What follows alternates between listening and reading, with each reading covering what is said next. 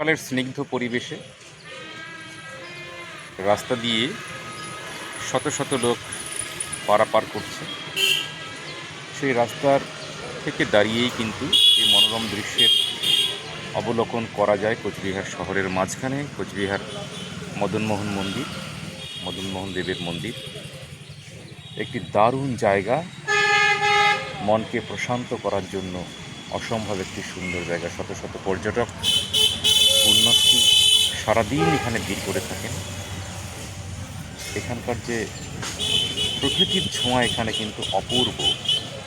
শহরের মাঝখানে এরকম একটি জায়গা, উন্মুক্ত ধর্মীয় ভাবাবেগে সমৃদ্ধ একটি শহরের জন্য সম্পদ।